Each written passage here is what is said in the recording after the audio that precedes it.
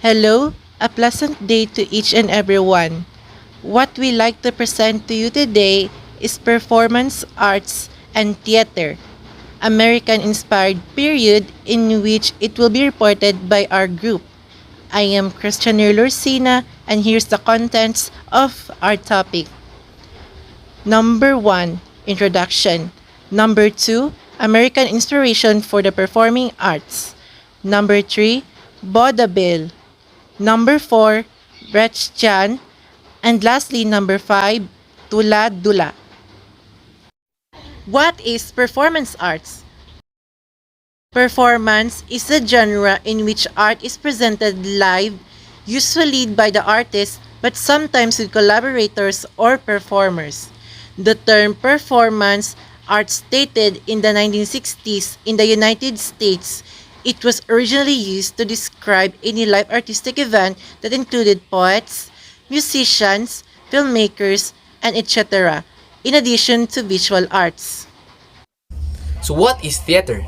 Theater is a collaborative form of performing art that uses live performers, usually actors or actresses, to present the experience of a real or imagined event before a live audience in a specific place, often a stage. American inspiration for the performing arts. How did the Americans inspired Filipino performing arts today? In 1898, the Philippines were colonized by the United States. The entry of the Americans inexorably carried with them their cosmopolitan and commercial culture. Their Terpsichorean music and dances appealed to the Terpsichorean nature of the Filipinos. Here are 3 examples of how they influenced today's performing arts. Number 1 is Vaudeville, second is Bretchen, and third is Tula Dula. What is vaudeville?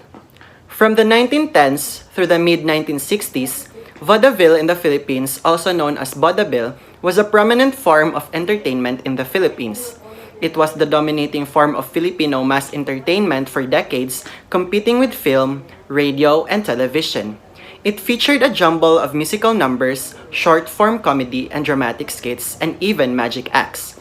Its popularity peaked during the Japanese occupation of the Philippines, which lasted from 1941 to 1945. Many of the main figures in Philippine cinema in the 20th century, like Dolphy, Nora Honor, Leopoldo Salcedo, and Rogelio de la Rosa, had their start in vaudeville. How did vaudeville started in the Philippines?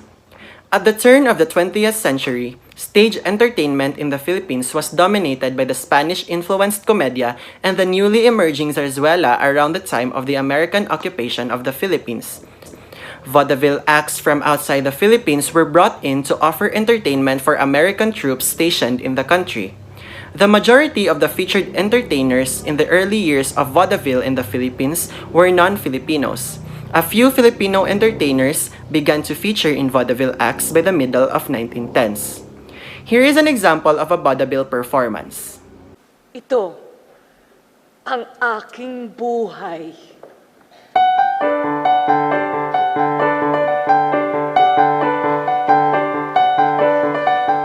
Tignan mo, bumubusilak ang mundo. Bumubusilak na parang pilak, kulay pilak, ikabig tulak ang mundo, buong mundo. Dinggin mo, awit ng entablado. Gumigiling, gumising, entablado'y entablado. What is Bretschan? Bretschan is often used to describe certain devices used in performance, such as direct address to an audience, the use of placards or signs, or showing the mechanics of a production instead of hiding them behind illusionist aesthetics. It is inspired by Bertolt Brecht. Also, it can be found in all sorts of contexts and applied to all manner of theater and performance. Brecht experienced a turbulent world firsthand and sought to understand how such instability could occur and how his approaches to theater might represent a dynamic, active world that was also capable of change.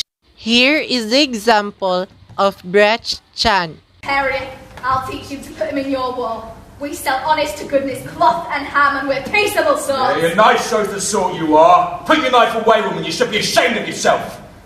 Just now you admitted you live off the war. Well, sure. What else you gonna live off? But are we to have a war without soldiers? They don't have to be mine. So you want... Tula-dula. So what is tula-dula? From the word dula, role-playing, and tula, which is poem. The tula-dula developed by Cecil de Hoya is a lightning play where actors act out a mime to a poem being read aloud by readers.